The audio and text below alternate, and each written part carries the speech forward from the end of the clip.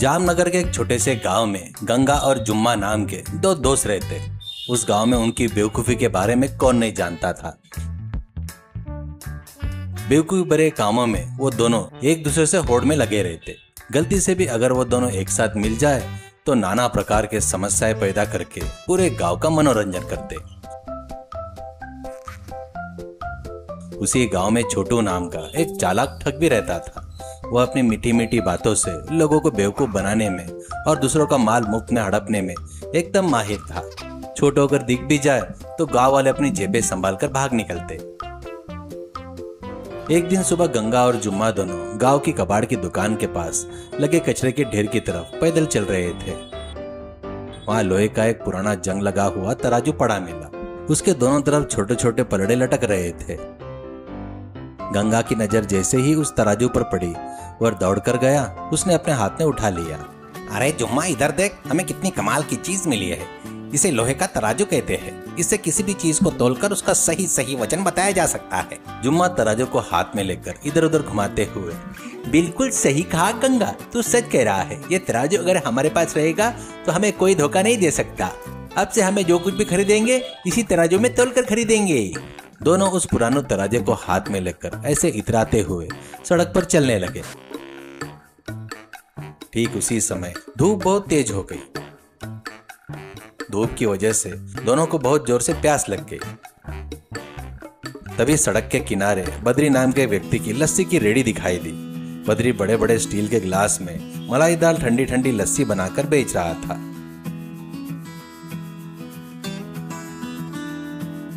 लस्सी देखते ही गंगा और जुम्मा के मुंह में पानी आ गया। जुम्मा ने अपने जेब टटोली और सिक्के बाहर निकाले। अरे गंगा, मेरे पास तो सिर्फ 10 रुपए है यार। लस्सी का एक गिलास 10 का है और हम दोनों है, लेकिन लस्सी खरीदने के लिए पैसे सिर्फ एक ही गिलास के है यार। कोई बात नहीं जुम्मा, एक गिलास लस्सी खरीद लेते हैं। लस्सी बेचने वाली बद्री से कहकर एक खाली डिस्पोजल ग्लास का गिलास ले लेंगे। उस लस्सी को दोनों गिलास में बराबर बांट लेंगे, पी लेंगे। दोनों खुशी खुशी लस्सी की रेडी के पास गए। बद्री को 10 रुपए दिए और लस्सी का एक भरा हुआ गिलास खरीद लिया। गंगा लस्सी बेच रहे बद्री भैया से, बद्री भैया, हमें खाली डिस्पोजल प्लास्टिक का ग्लास भी दे दो। हम दोनों इस लस्सी को आधा आधा बांटकर पियेंगे। बद्री ने खाली डिस्पोजल का ग्लास निकालकर गंगा के हाथ में दे दिया। गंगा और जुम्मा दोनों सड़क के किनारे एक पीपल के पेड़ के नीचे पत्थर पर बैठ गए। गंगा ने भरे हुए लस्सी गिलास में थोड़ी सी लस्सी उस खाली प्लास्टिक के गिलास में उलेट दी। जुम्मा ने गिलास की तरफ देखा और घबरा कर बोला, अरे गंगा रुक, तूने लस्सी सही से नहीं बांटी यार। तेरे हाथ वाले गिलास में लस्सी ज्यादा है और मेरे हाथ वाले लस्सी में गिलास कम है। तू मेरे साथ धोखा कर रहा है। मैं भला तेरे साथ धोखा क्यों करूंगा जुम्मा? मैंने दोनों को गिलास में बराबर डाली है। यकीन नहीं आता तो देख ले, दोनों गिलास में लस्सी एक जैसे ही दिख रही है ना। नहीं नहीं, आंखों के देखने से पता नहीं चलता। हमारे पास ये मुफ्त में इलाज लोहे का तराजू है ना। दोनों इस लस्सी के गिलास को इस तराजू में रखकर तोलते हैं। अरे वाह, क्या विचार दिया है जुम्मा तूने। तराजू में रखेंगे तो पक्का वजन का पता चल जाएगा। गंगा ने तुरंत उस लोहे के तराजू को पेड़ की एक डाल से लटका दिया। तराजू को एक पल्ले में अपना लस्सी का गिलास रखा और दूसरे पल्ले में जुम्मा का लस्सी का गिलास रख दिया। तराजू का एक तरफ का पल्ला नीचे झुक गया। देखा गंगा, मैंने पहले ही कहा था ना, तेरे गिलास वाली का तरफ का पल्ला नीचे झुक गया है, यानी तेरे गिलास में लस्सी ज्यादा है। तू मुझसे ज्यादा लस्सी पीना चाहता था ना। अच्छा ठीक है जुम्मा, घबरा मत। मेरे गिलास में जो लस्सी है उसमें से थोड़ी सी पी लेता हूँ, फिर दोनों गिलास का वजन बराबर हो जाएगा ना। गंगा ने तुरंत तराजू में से अपना गिलास उठाया, उसमें से एक घूंट लस्सी पी और वापस गिलास को तराजू के पल्ले में रख दिया। इस बार जुम्मा के गिलास वाली तरफ का तराजू नीचे झुक गया। अरे जुम्मा, अब देखा, मेरा गिलास हल्का हो गया और तेरे गिलास की तरफ वाला तराजू नीचे झुक गया। अब तेरे गिलास में ज्यादा लस्सी है। तू मुझे धोखा दे रहा है ना। अरे हाँ यार गंगा, लगता है मेरे गिलास में ही ज्यादा है। रुक, मैं भी अपने गिलास में से एक घुट लस्सी पी लेता हूँ, फिर दोनों बराबर हो जाएंगे ना। जुम्मा ने अपने गिलास उठाया, लस्सी पी, फिर तराजू में रख दिया। फिर से इस बार गंगा के गिलास वाली का तरफ का तराजू नीचे झुक गया। अरे यार, फिर से मेरी तरफ की लस्सी ज्यादा हो गई जुम्मा। रुक, थोड़ा और पी लेता हूँ। गंगा ने फिर से गिलास उठाया, एक घूंट लस्सी पी और रख दिया। इस बार फिर जुम्मा की तरफ का तराजू नीचे झुक गया। जुम्मा ने भी गिलास उठाकर एक घूंट लस्सी पी ली। इस तरह दोनों को बराबर करने के चक्कर में बारी बारी से लस्सी पीते पीते बहस करने लगे। ग्लास में लस्सी का स्तर कम होने लगा, लेकिन तराजू का पलड़ा बराबर होने का नाम ही नहीं ले रहा था। ठीक उसी समय रास्ते से गुजर रहे ठग छोटू ने इस अनोखे दृश्य को देख लिया। दोनों बेवकूफों को प्लास्टिक के ग्लास की लस्सी तराजू में तोलकर झगड़ते देख उसे सारा माजरा समझ में आ गया। छोटू मनी मन हंसा और उनके पास आया। क्या बात है गंगा, क्या बात है जुम्मा, तुम दोनों इतने अच्छे दोस्त थे, इस लस्सी के छोटे से ग्लास के लिए सड़क पर ऐसे क्यों झगड़ रहे हो? देखो ना छोटो भैया, हम दोनों ने 10 रुपए देकर लस्सी खरीदी थी। आधा आधा बांटने के लिए इस तराजू में तोल रहे हैं, लेकिन एक के गिलास में ज्यादा हो जाती है तो दूसरे के गिलास में कम। फिर भी तोल ले, ये तराजू बराबर नहीं दिख रहा है। अरे ओ भोले इंसानों, इन पुराने तराजों से वजन करना तुम जैसे लोगों की बस की बात नहीं है। तराजू में तोलने के लिए खास पढ़ाई और अनुभव की जरूरत होती है। तुम दोनों के बीच ये झगड़ा मुझे बिल्कुल पसंद नहीं आ रहा है। मैं तुम दोनों के साथ न्याय करूंगा, लस्सी को बिल्कुल आधा आधा बांट दूंगा। वह तराजू मुझे सौंप दो भैया। अरे वाह छोटू भैया, तुम तो सच में बहुत महान हो। जल्दी से न्याय करके लस्सी बराबर बांट दो भैया।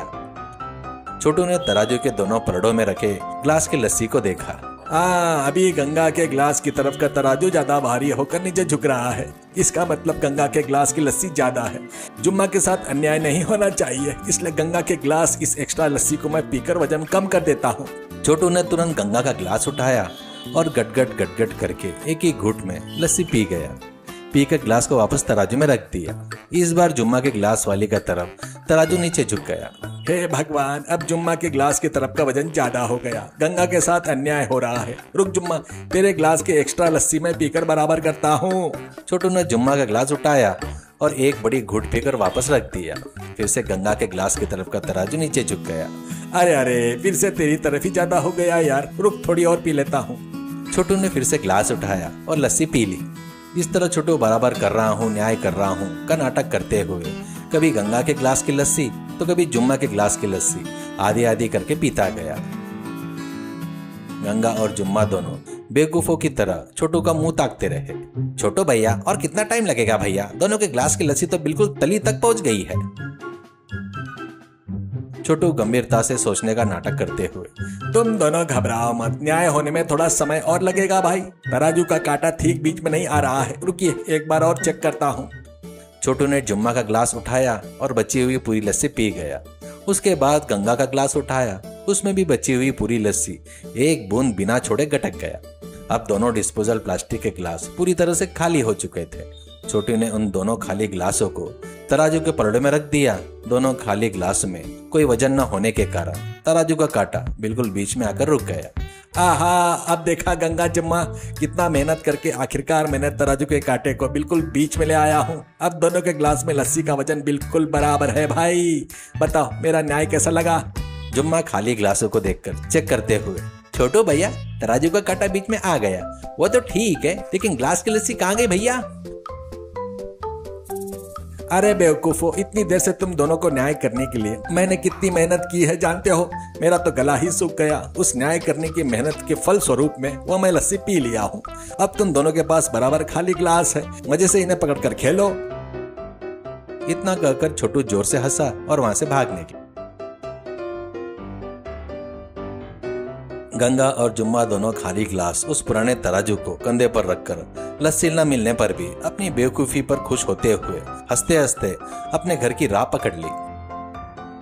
सीख, बेवकूफी में छोटी छोटी बातों पर आपस में झगड़ने से समाज में चालाक और ठग लोग इस झगड़े का फायदा उठाते हैं और हमारे पास जो कुछ भी होता है उससे भी हड़प लेते हैं।